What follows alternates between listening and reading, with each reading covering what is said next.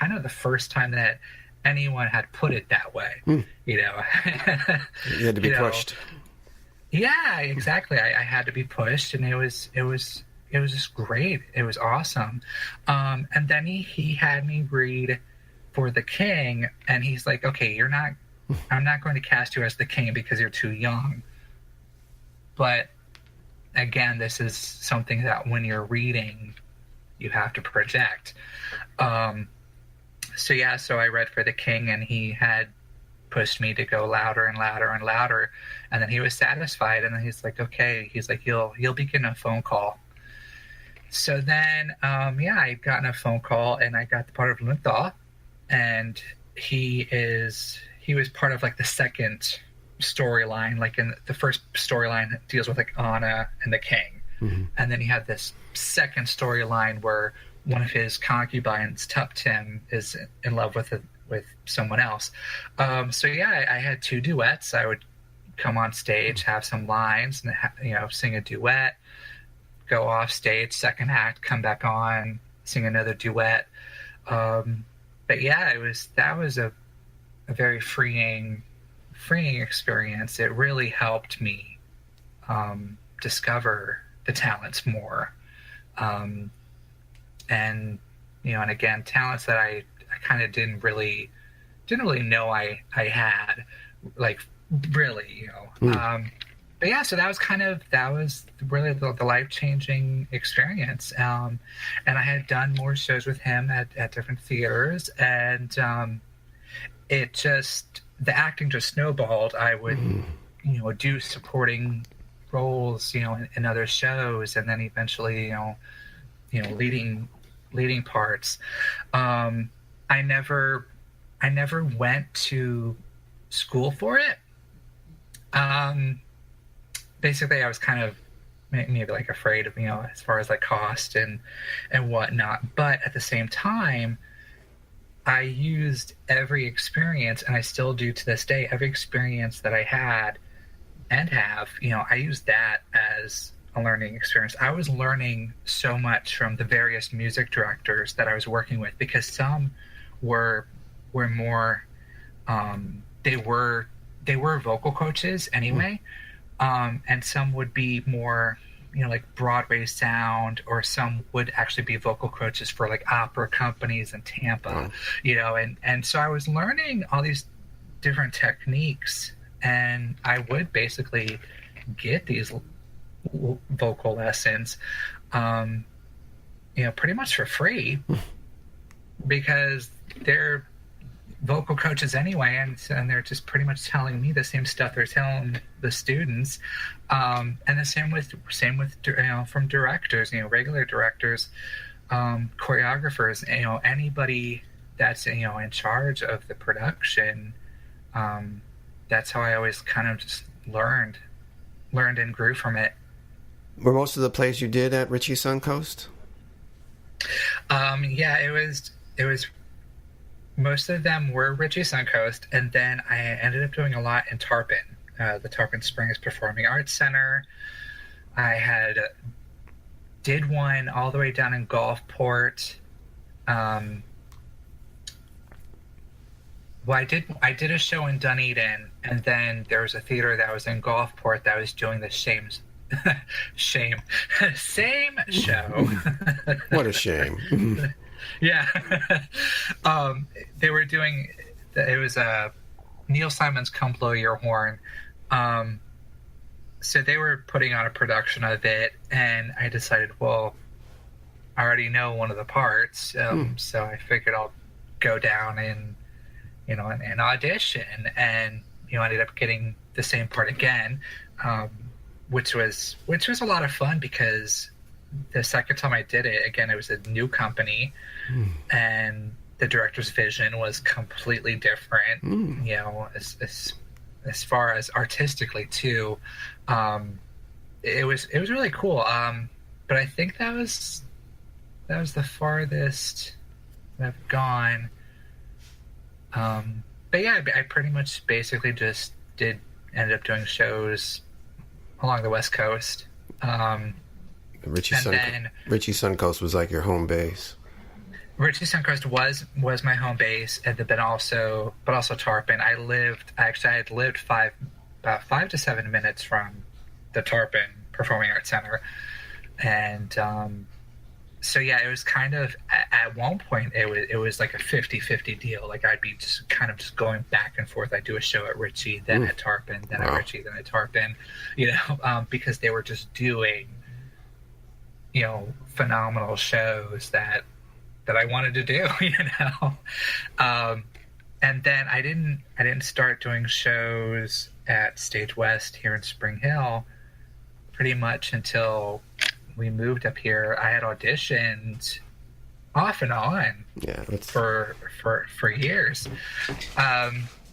but it really worked out that I literally got cast at Stage West maybe two months before we actually moved.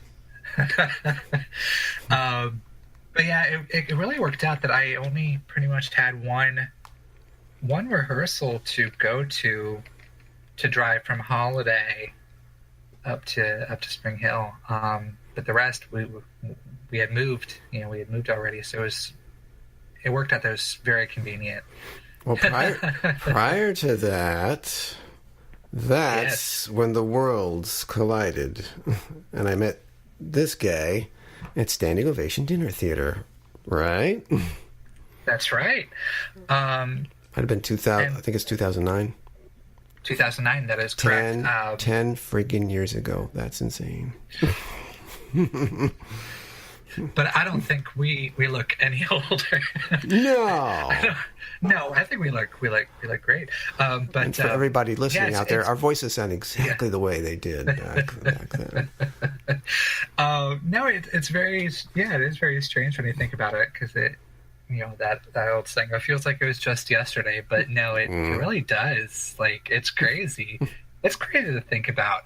But yeah, 2009, and we had started the show. Let me let the audience know. So we started the show with different actors. There's people who did the show before Keith joined the troupe, but they were, I think, Orlando actors, and they couldn't do it regularly.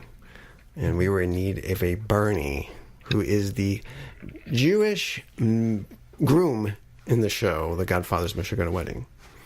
And a lot of the people in the show were also Richey Suncoast alums. Mm-hmm. Yep, that's right. And again, Ann Lakey, who is Hannigan back in 2003, she had gotten Dolly Levi in Hello, Dolly. I had got Cornelius Hackle. And so basically we're rehearsing for Hello, Dolly, and Anne comes up to me and she goes, well, I'm a part of this dinner theater troupe, and they're holding auditions, and you'll be really great at it. And I'm thinking, I don't know, I've never done dinner theater. It's and she's like, oh, it's fabulous. You interact with the people and everything. And that part kind of intimidated me too, because I like meet and greets after the show and meeting people after each show and hearing what they have to say about the shows. But as far as being in their face as a character, that was something I had never done before, and it was kind of scary. But she was like, oh, you'll be great, you'll be great,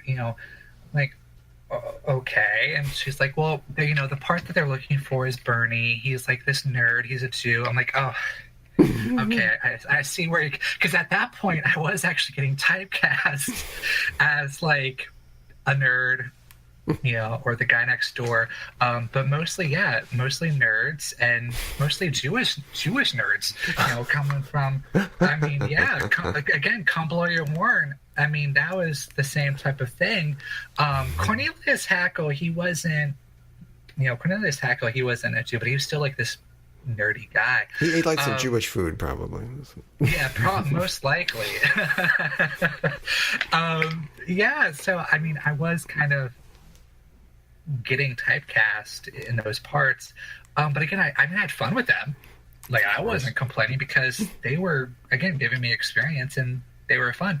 But I had to laugh at Anne. I'm like, oh, okay, so yeah, you think this part's just perfect for me? Okay. And she's like, well, here's, Deborah Ortiz's information, the director. And so, yeah, I think we had set it up. And I think Anne had given me a copy of, I think one of the monologues that Burnie had, just so that I was prepared for the audition. But yeah, I remember just being really intimidated.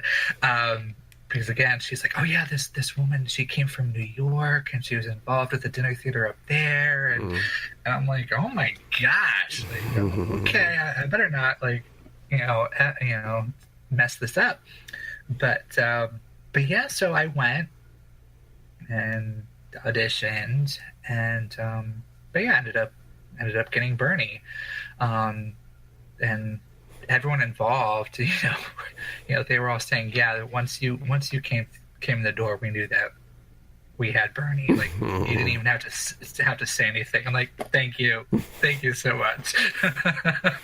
But again, at that time, I guess it also helped that I kind of looked it, too. I was just getting those type of parts and kind of was just fell right into it. You fell right into it.